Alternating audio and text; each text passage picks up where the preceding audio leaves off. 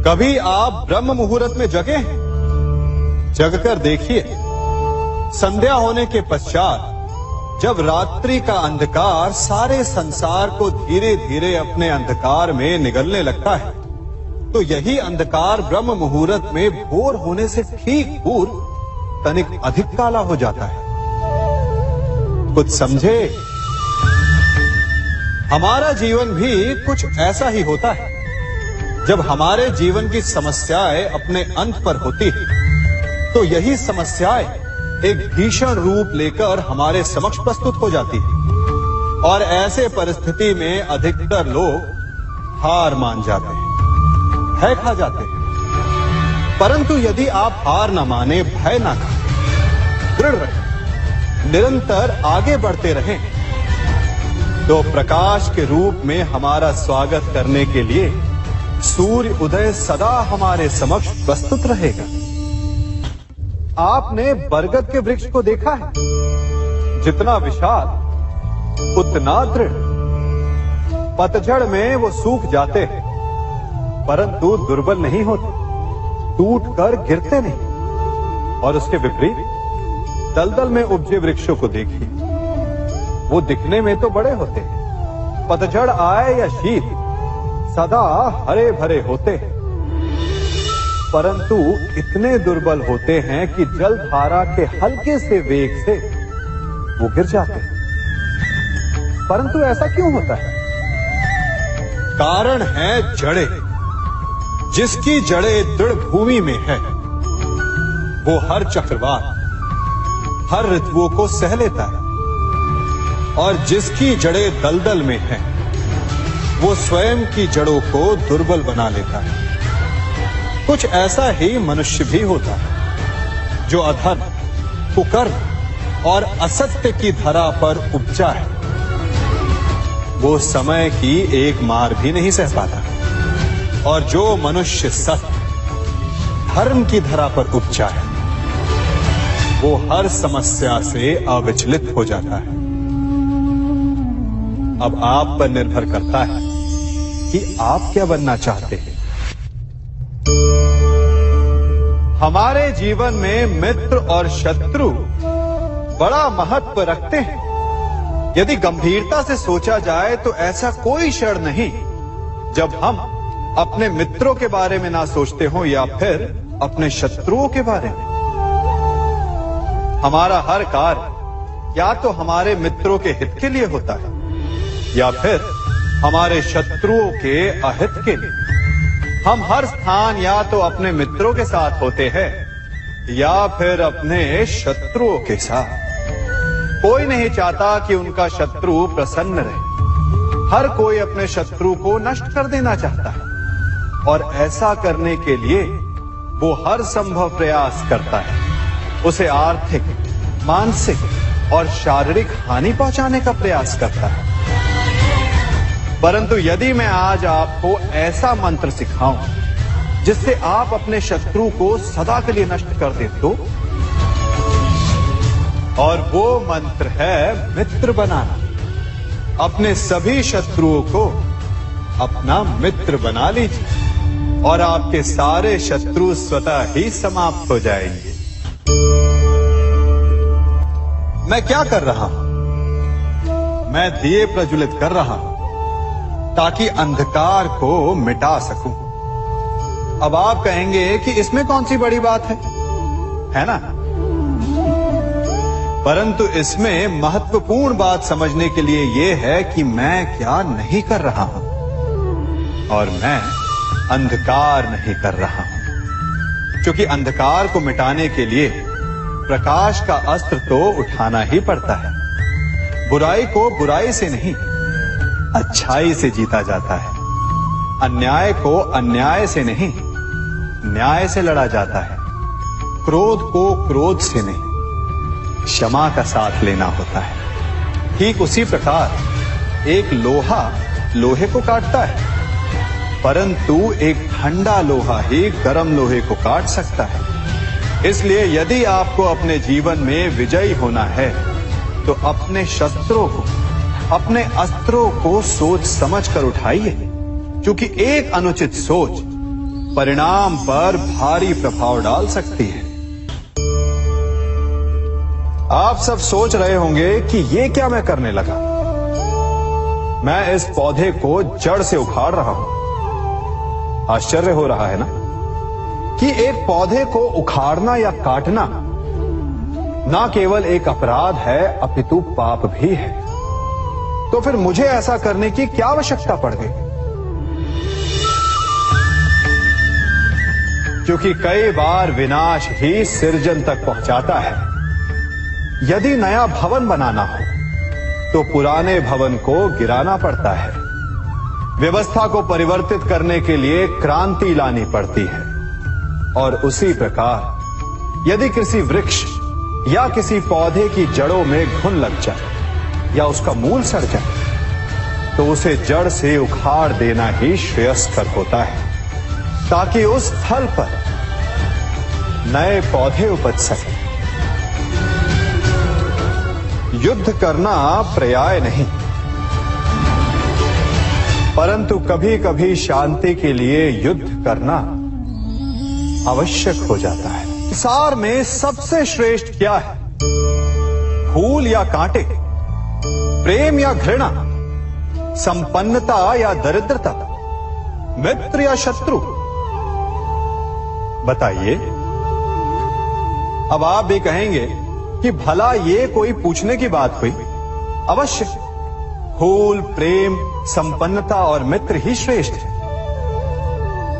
परंतु क्या आपने अपने जीवन में कभी सोचा है कि हर एक भाव, हर एक वस्तु, हर एक घटना का एक गुण धर्म होता है? त्वचा पर जलन करने वाले फूलों से अधिक श्रेष्ठ वो कांटे हैं जिनसे आप अपने घर की बाढ़ बनाते हैं ताकि वन्य पशु आपके भीतर ना आ सके। वो प्रेम श्रेष्ठ नहीं जो आपको अंधा, लोभी, पक्षपाती बनाता। वो घृणा श्रेष्ठ है जो आपको नया मार्ग दिखाते। वो संपन्नता श्रेष्ठ नहीं जो आपको कृपण बनाते, मत्तांध बनाते। वो दरिद्रता श्रेष्ठ है जो आपको जीवन में परिश्रम करने की शिक्षा दे।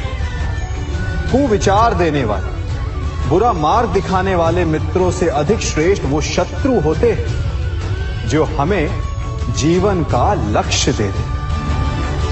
इसलिए अपने जीवन में हर वस्तु, हर भाव, हर घटना के गुण धर्म को पहचानिए और उसके पश्चात अपना चयन कीजिए। स्वर्ण। हम सभी को अपने जीवन में स्वर्ण से कभी ना कभी कुछ ना कुछ थोड़ा या अधिक मोह होता ही है ना? परंतु क्या आपने कभी सोचा कि स्वर्ण को प्राप्त कैसे किया जाता है? जब भूमिगत खदानों से स्वर्ण को निकाला जाता है तब वो एक पाषाण की भांति होता है। ऐसा पाषाण जिससे आप किसी को भी मार सकते हैं, परंतु उसे आभूषण के रूप में स्वयं के शरीर पर धारण नहीं कर सकते। यदि उसे आभूषण बनाना है तो उसे लंबी यात्राएं करनी होती है। उस पाषाण को पिघलना होता है। सुनार के हथौड़ी की अनेकों चोटें खानी पड़ती है, फिर काट छाट और उसके पश्चात जाकर वो ऐसा आभूषण बनता है जो हमें वर्षों तक, सदियों तक लुभाता रहता है। इसलिए यदि आपको समय पर विजय पानी है तो स्वयं के निर्माण पर समय देना होगा। हम सभी सुनते आए हैं कि जो वीर होता है, साहसी होता है, शौर्यवान होता है, उसके समक्ष सारा संसार झुकता है। वीर भोग्य वसुंधर। परंतु वीरता है क्या? शौर्य क्या है? साहस क्या है? साहस युद्ध नहीं, वीरता विजय नहीं, शौर्य कभी ना गिरना नहीं। साहस किसी चुनौती के समक्ष खड़े होने का भाव है, तो वीरता उस चुनौती को उत्तर देने के लिए पूर्ण परिश्रम लगा देना है। और शौर्य का अर्थ है गिरकर फिर से उठने का साहस रखना, बार बार प्रहार करके वीरता दिखाना, निरंतर प्रयास करते रहना, निरंतर परिश्रम करते रहना। इसलिए विजयी होने से अधिक महत्वपूर्ण है शौर्यवान होना, क्योंकि जो शौर्यवान है उसे विजय मिलना निश्चित है। कभी किसी पक्षी को घोंसले की नींव बनाते देखा है? अथक परिश्रम करके तिनका तिनका बिटोर कर वो पक्षी अपना घोंसला बनाता है, अपनी संतान के लिए एक सुरक्षित घर बनाता है। और फिर कहीं से तीव्र आंधी आती है, भारी वर्षा होती है और उसका घोंसला तिनका तिनका करके बिखर जाता है। फिर वो पक्षी क्या करता है? वो रोता नहीं, ना ही विलाप करता है। वो बिना विलंब करे फिर से अपना घोंसला बनाना प्रारंभ कर देता है और सफलता पाता है। फिर हम क्यों छोटी छोटी असफलता से भयभीत होकर परिश्रम करना छोड़ देते हैं? एक बात सदा स्मरण रखिएगा, हर वृक्ष कुल्हाड़ी की एक मार से नीचे नहीं गिरता, हर चट्टान घन के एक प्रहार से नहीं टूटती। सफलता पाने के लिए अनावरत परिश्रम करना ही मात्र एक मार्ग है। स्वीकारण, सत्य का स्वीकारण मनुष्य के लिए बहुत ही महत्वपूर्ण है। जब तक मनुष्य सत्य को स्वीकार नहीं करता, उसे असत्य से लड़ने की शक्ति प्राप्त नहीं होती। जब आप भोजन करते हैं तो क्या होता है? आपका पेट स्वीकारता है कि वो भर चुका है और आप भोजन करना बंद कर देते हैं। जब आपको निद्रा आती है तो क्या होता है?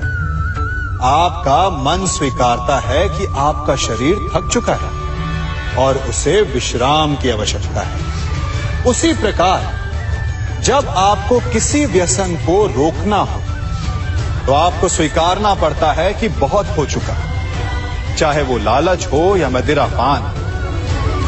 उस व्यसन का त्यागना तभी प्रारंभ होता है जब आप ये स्वीकार कर लेते हैं कि आप उस व्यसन के बंधक हैं। हम में से ऐसा कोई नहीं जिनकी परछाई उनसे दूर रहती। हमारी परछाई सदैव हमारे साथ रहती है।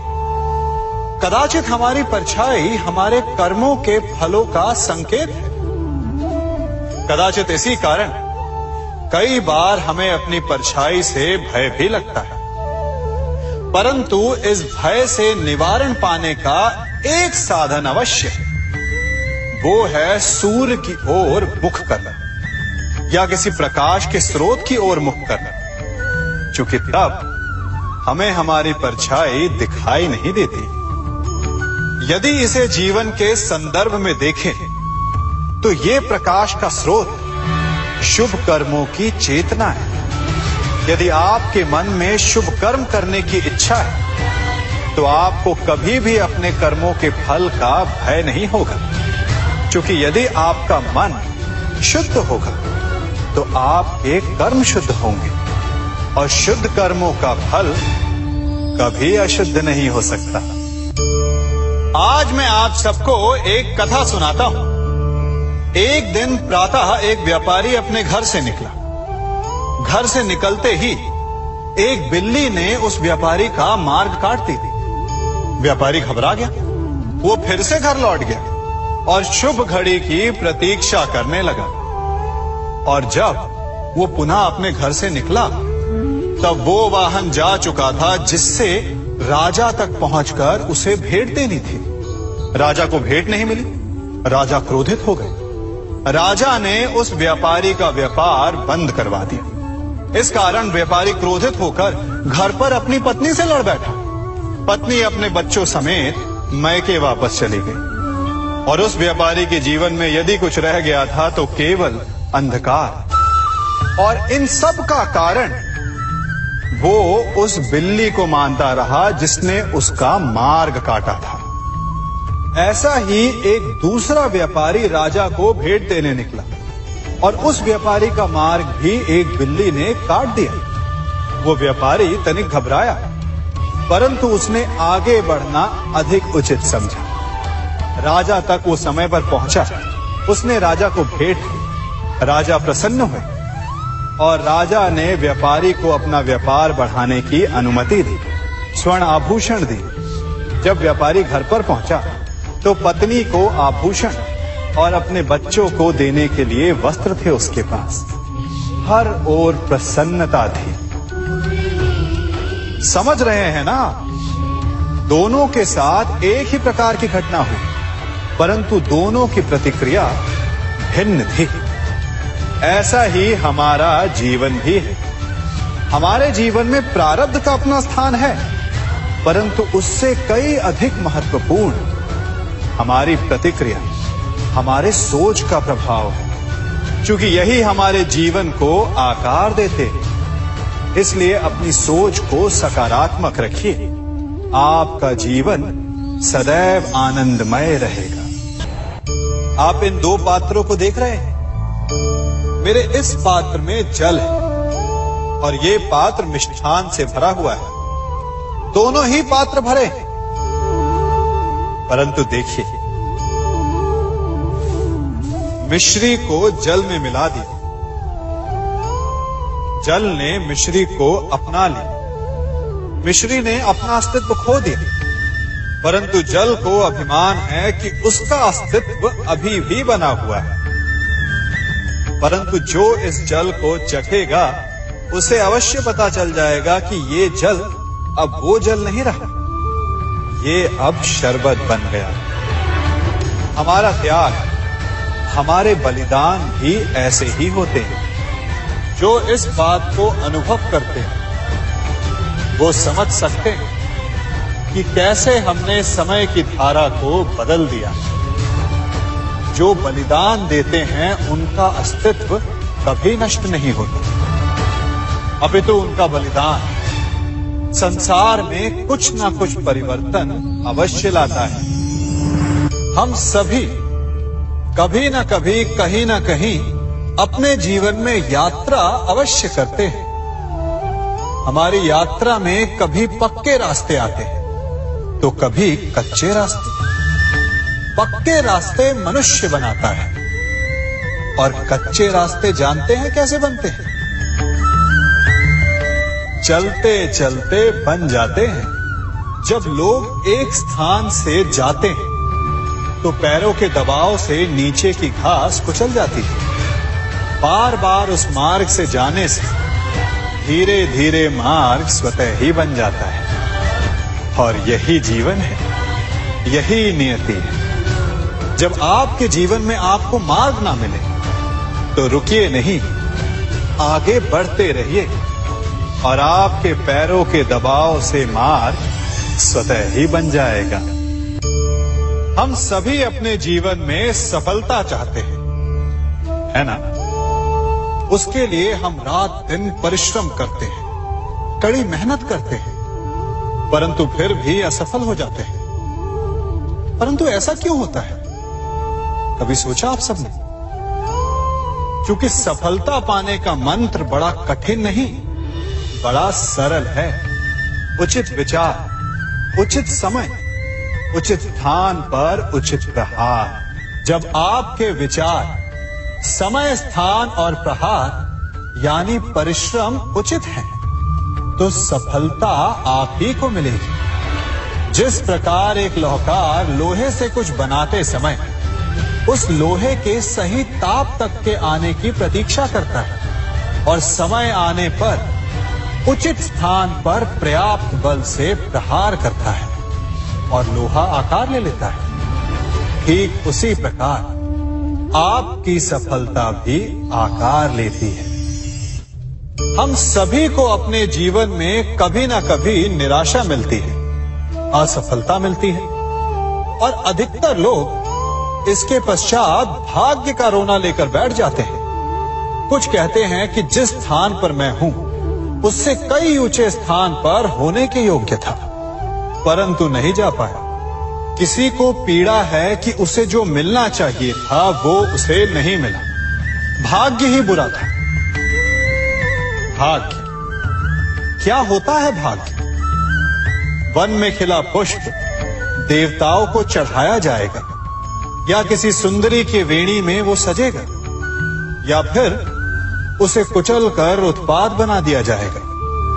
ये सब एक पुष्प के नियंत्रण में नहीं होता, परंतु जब तक उस पुष्प का अस्तित्व है, सुगंध बिखेरना उसके वश में अवश्य है। परंतु भाग्य हमारे वश में नहीं, और जो हमारे वश में नहीं उसके लिए दुखी होने से क्या होगा। कर्म पर वश है, वो कीजिए और धीरे धीरे भाग्य आपके वश में आ जाएगा, क्योंकि कर्म ही प्रधान है। मनुष्य की सबसे बड़ी दुर्बलता क्या होती है? सोचिए। धन, प्रेम, अहंकार। मनुष्य की सबसे बड़ी दुर्बलता होती है उसके रहस्य। चाहे आप कितने भी शक्तिशाली क्यों ना हो, कितने भी प्रबल क्यों ना हो, परंतु उसके रहस्य उसके नाश की चाबी होती है। इसलिए यदि प्रबल रहना है, शक्तिशाली रहना है, समर्थ रहना है, तो अपने रहस्य को किसी को भी ना बताएं, ना मित्र को और ना ही शत्रु को, क्योंकि समय पड़ने पर कब कौन शत्रु हो जाए ऐसा कहना संभव नहीं। विभीषण को रावण के अमृत कुंड का ज्ञात था, इसीलिए प्रभु श्री राम रावण का वध करने में सफल हो सके। इसलिए उचित यही है कि आप अपने रहस्य को स्वयं तक ही सीमित रखें। मनुष्य का मन बड़ा विचित्र होता है, कल्पना में ही विकास करता है, संपन्न भविष्य का स्वप्न देखता है और कल्पना में ही जो नहीं हुआ उससे भय खाता है। और यही भय मनुष्य का सबसे बड़ा शत्रु है। हमारे भविष्य के मार्ग में, हमारे आनंद के मार्ग में सबसे बड़ी बाधा है। अब आप लोग मुझसे पूछेंगे कि इसका तोड़ क्या है, भय से मुक्ति कैसे पाई जाए? तो ये प्रश्न आप स्वयं से पूछिए। तनिक सोचिए, जब आप एक सुंदर भविष्य की कामना करते हैं तो उसे पाने के लिए आप परिश्रम करते हैं ना। ठीक उसी प्रकार भय से मुक्ति पाने के लिए आप उससे लड़ जाएं और उसका निवारण आपको स्वतः ही मिल जाएगा। इसलिए जब भी भय आपको सताए तो उससे भागे नहीं, उससे घबराए नहीं, क्योंकि भय का काम ही होता है आपको भयभीत करना। इसलिए जब भी भय आप पर आक्रमण करे तो आप भी उस पर पहले ही आक्रमण कर दें। हम सब मित्रों के साथ रहना चाहते हैं, शत्रुओं से दूर रहना चाहते हैं। क्यों? क्योंकि हमें जीवन में आनंद पाना है, जीवन में आगे बढ़ना है, स्वयं को संपन्न देखना है। और यदि किसी से भी आप पूछेंगे कि जीवन में सफलता पाने के लिए सबसे अधिक आवश्यकता किसकी होती है, तो हर एक आपको लगभग एक ही उत्तर देगा। सफलता प्राप्त करने के लिए आपको सच्चे मित्रों की आवश्यकता होती है। परंतु यदि आपको और अधिक सफल होना है तो आपको केवल मित्रों की नहीं, शत्रु की अधिक आवश्यकता है। अब आप कहेंगे, ये मैंने कैसी बात कर दी? तनिक स्वयं सोचिए। जब भी संकट आता है तो मित्र क्या करते हैं? आपकी सहायता करने के लिए आपके साथ खड़े हो जाते हैं, और संकट के समय में शत्रु और बड़ा संकट बनकर हमारे समक्ष खड़े हो जाते हैं। मित्र हमें सहायता देते हैं, अपनी शक्ति देते हैं, परंतु शत्रु आपके भीतर छिपी शक्ति को बाहर लाता है, आपको और अधिक बलवान बनाता है। संगति या साथ, मित्र और साथी मनुष्य के व्यक्तित्व के लिए सबसे महत्वपूर्ण होते हैं। अब आप कहेंगे, ये कैसे? मनुष्य अवश्य अपने व्यक्तित्व के लिए उत्तरदायी होता है, परंतु मनुष्य संगति में ना चाहते हुए भी उसका व्यक्तित्व संगत की भांति हो जाता है। इन पात्रों को देख रहे हैं? मध्य में जल रखा है, इसमें दूध है और इसमें मलिन कीचड़ रखा है। यदि मैं इस जल को इस दूध में मिलाता हूं तो ये जल दूध बन जाता है, और यदि इसी जल को इस मलिन कीचड़ में मिलाता हूं तो क्या हुआ? ये जल कीचड़ बन गया। ऐसी कोई युक्ति नहीं कि जल बिना घुले मिले दूध या कीचड़ में अपना अस्तित्व बनाए रखे या उनसे अलग रहे। और ठीक ऐसा ही मनुष्य के जीवन में भी होता है। यदि एक गुणहीन व्यक्ति गुणवानों की संगत में बैठे तो उसे भी गुणवान समझा जाता है, सम्मान का पात्र समझा जाता है। और यदि एक गुणवान व्यक्ति गुणहीनों की संगत में बैठे तो उसे भी तिरस्कार मिलता है। इसलिए अपने जीवन में सदैव संगति सोच समझकर सावधानी से चुनिएगा। कभी खेत में किसी किसान को खेती करते देखा है? वो उसे सींचता है, उसे जोतता है, पशु पक्षियों से खेत की फसल की रक्षा करता है। परंतु एक बात का वो सबसे विशेष ध्यान रखता है कि कहीं खेत में खरपतवार ना उग जाए, क्योंकि एक खरपतवार खेत की सारी फसल को नष्ट कर सकती है। ठीक उसी प्रकार यदि वंश की कोई संतान खोटी निकल जाती है तो वो समूचे वंश का सर्वनाश कर देती है। इसीलिए संतान के लालन पालन में विशेष ध्यान देना आवश्यक होता है, क्योंकि संतान वो फसल होती है जो वंश के आने वाले समय को महान बना सकती है या फिर वंश का पतन भी कर सकती है। मनुष्य भी बड़ा विचित्र प्राणी है। अपनों से नीचे के स्तर के लोगों को वो हे दृष्टि से देखता है, उनका उपहास उड़ाता है, उनसे बार बार कहता है कि तुम्हारा कुछ नहीं हो सकता, तुम भविष्य में कुछ नहीं कर पाओगे। जब मनुष्य के पास धन संपत्ति मान होता है तो वो दूसरों का आदर नहीं करता, परंतु वो एक बात भूल जाता है कि उससे भी अधिक शक्तिशाली कोई अस्तित्व में है, और वो है समय। काल काल अपना चक्र कब बदलेगा ये कोई नहीं जानता। समय अपनी करवट कब लेगा ये कोई नहीं जानता। कोयला भी समय के साथ साथ हीरे में परिवर्तित हो जाता है। इसलिए जीवन में कभी भी किसी का भी उपहास नहीं उड़ाना चाहिए। बड़ी विकट समस्या है। मुझे स्मरण ही नहीं हो रहा कि इस गुच्छे की कौन सी चाबी इस ताले को खोलेगी। बड़ी देर से प्रयास कर रहा हूं, परंतु ये ताला खुल ही नहीं रहा।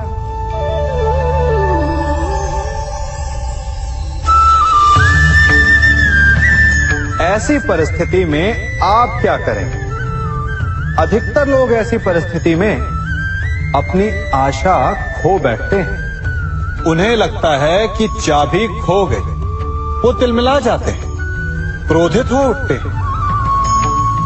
परंतु उस समय धैर्य रखें तो गुच्छे की अंतिम चाबी ताला खोल सकती है। कुल्हाड़ी का अंतिम प्रहार वृक्ष को काट के गिरा देता है, परंतु क्या सत्य में कुल्हाड़ी का अंतिम प्रहार वृक्ष को काट के गिरा देता है? आपको आपका लक्ष्य दिला देता है?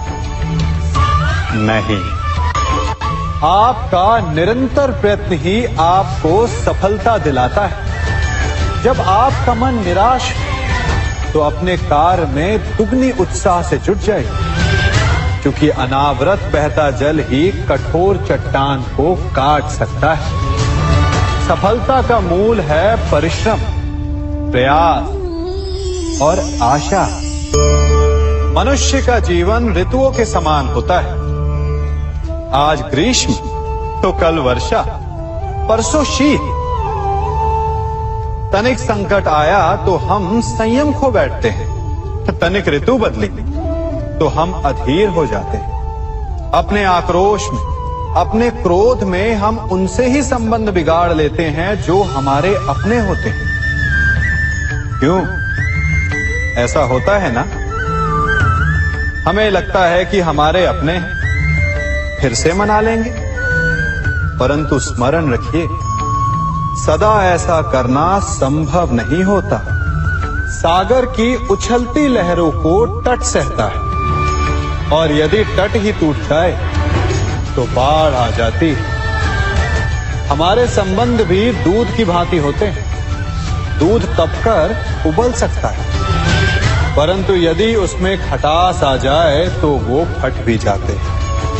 और फटे दूध को चाहे जितना मत लो, उसमें से माखन नहीं निकलेगा। इसीलिए अपने संबंधों को संभल कर निभाना चाहिए। कभी चुंबक को देखा है कैसे वो लोहे की ओर आकर्षित होता है, और कैसे वो लोहे को अपनी ओर आकर्षित करता है? चूंकि उसके स्वभाव में ही आकर्षण है। हम सबके भीतर भी एक ऐसा ही चुंबक होता है, विचार का चुंबक, जो सदा अपने ही जैसे विचारों को आकर्षित करता है। हम जो बोते हैं वही काटते हैं। उसी प्रकार हम जैसा सोचते हैं वैसा ही पाते हैं। साधु ईश्वर का नाम जपता है तो उसे ईश्वर मिल जाता है। अर्थात फल हमारी सोच पर निर्भर करता है। ओस की बूंद यदि केले के पत्ते पर गिरे तो वो कपूर बन जाती है। सीप में गिरे तो मोती, और यदि विषधर के मुख में गिरे तो विष। बूंद एक है, परंतु उसके प्रारब्ध भिन्न है, क्योंकि उसे आकर्षित करने वालों का व्यवहार भिन्न है। इसलिए यह आप पर निर्भर करता है कि आपको भविष्य में विष चाहिए या अमृत। स्मरण रखें, हम वही बन जाते हैं जैसा हम सोचते हैं, जैसा विश्वास रखते हैं। यह आपका विश्वास ही है जो ये निर्धारित करेगा कि आपको विष मिलेगा या अमृत। इसलिए अपनी सोच को सुदृढ़ रखिए, सकारात्मक रखिए, और फल भी सकारात्मक ही आएगा। जब से ये सृष्टि बनी है, नदी की धारा और चट्टान के मध्य सदा संघर्ष रहा है, परंतु हर बार चट्टान की कठोरता को हारना पड़ता है, और नदी की धारा कोमल होते हुए भी कठोर चट्टान को काट देती है। कभी सोचा है क्यों चट्टान इतनी कठोर और जल इतना कोमल? चट्टान इतनी दृढ़ और जल इतना लचीला, फिर भी सदा जल कठोर चट्टानों के मध्य से अपना मार्ग बना ही लेती है। कारण केवल एक है, और वो है लगातार चलने की क्षमता। जल बढ़ता रहता है, चट्टान अडिग रहती है। इसी कारण जल चट्टान को काटकर मार्ग बना लेता है। इसलिए लगातार चलते रहिए, रुकिए मत, क्योंकि चट्टान जैसी हर समस्या को आप भी जल की तरह काट सकते हैं। इस फल को देख रहे हैं आप? अभी अभी अपनी डाल से अलग हुआ है। बड़ा दुख होता है ना जब आप अपने उद्गम से अलग होते हैं, परंतु ये दूरी भी आवश्यक है। अब इस फल को ही ले लीजिए। अपने जीवनदाता वृक्ष से अलग होकर ये ना केवल किसी की भूख शांत करेगा, अपितु इसके भीतर के बीज से एक नए वृक्ष का सृजन भी होगा और कई फल जन्मेंगे। सृजन की प्रतिक्रिया में पीड़ा आवश्यक है। यदि पीड़ा नहीं होगी तो सृजन नहीं होगा। पीड़ा अपने उद्गम से दूर होने, पीड़ा अपनों से दूर होने। इस फल की भांति हम मनुष्यों को भी अपने उद्गम से अपने सगे संबंधियों से अलग होना पड़ता है। और यही अलगाव एक नए सृजन को, एक नई सृष्टि को, एक नए विकास को जन्म देता है। इसलिए ऐसे अलगाव से दुखी मत होइए, उसका स्वागत कीजिए, क्योंकि ये विकास की नींव है। अपराध वो भावना है जिसके कारण संसार में सदा दुख ही व्याप्त रहता है। हम सब अपराधियों से घृणा करते हैं, उन्हें कोसते हैं, परंतु क्या कभी विचार किया है कि कोई भी जन्म से अपराधी नहीं होता? तो ऐसा क्या कारण है कि कोई इतना बुरा बन जाता है कि वो बुराई की सीमाएं ही पार कर जाए? कारण है कामना। यदि कामना पर नियंत्रण ना रखा जाए, यदि कामना को पूर्ण करने के लिए परिश्रम ना किया जाए, तो वो तृष्णा में बदल जाती है, और तृष्णा लालच में, और लालच छल में, और छल करते ही मनुष्य अपराध की ओर अपने पग बढ़ा देता है। इसलिए ये अत्यंत आवश्यक है कि मन की कामनाओं पर नियंत्रण रहे। यदि मन पर नियंत्रण रहेगा तो अपराध पर स्वयं ही नियंत्रण हो जाएगा। हम सबका मन करता है कि हम जीवन में ऐसे शिखर पर पहुंचे जहां हमसे ऊपर कोई ना हो, जहां हमें कुछ करने की आवश्यकता ना पड़े, है ना? कुछ लोग इस शिखर पर पहुंच भी जाते हैं, परंतु उनका मन सदा विचलित रहता है। इतनी मनोरंजक बात है ना कि जिस विश्राम को पाने के लिए हम इतनी मेहनत करते हैं, इतना परिश्रम करते हैं, वो हमें मिलता ही नहीं। कारण स्वयं सोचिए, वन का राजा होने के पश्चात भी सिंह को अखेट के लिए परिश्रम क्यों करना पड़ता है? सोचिए, मैं बताता हूं।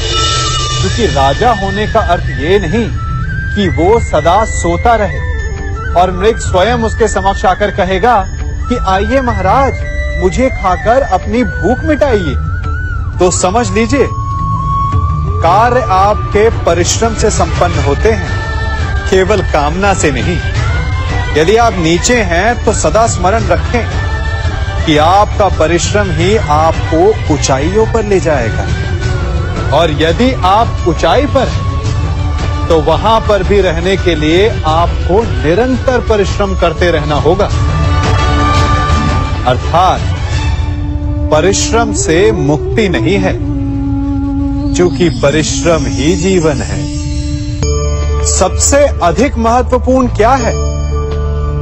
जीवन, या जो जीवन में पाया, यात्रा, या यात्रा पूर्ण करने के बाद पाया गया लक्ष्य, कर्म या उसके फल? बहुत ही महत्वपूर्ण परंतु विकट प्रश्न है ना? परंतु तनिक धीरज से सोचेंगे तो इसका उत्तर अधिक कठिन नहीं है। यदि जीवन यात्रा है तो उसका लक्ष्य क्या होना चाहिए? स्वयं सोचिए। मान, संतान, धन? नहीं ना।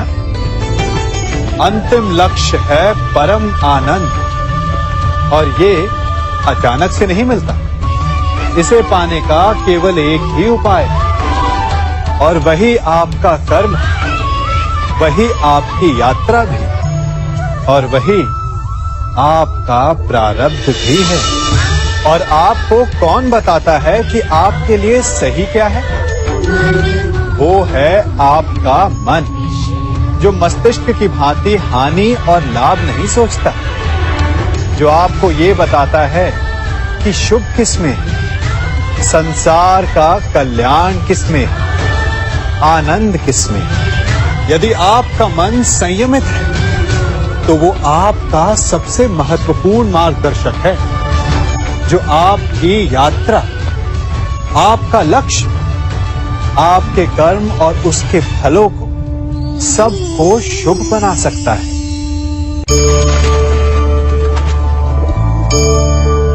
इन पक्षियों को देख रहे हैं आप? इनका उड़ना वायु में इतना संतुलन मुक्त कर देता है ना?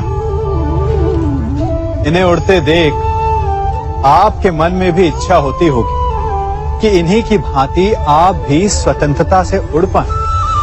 ईर्ष्या होती है ना, जब आप इन्हें खुले आकाश में ऐसे विचरण करते देखते हैं।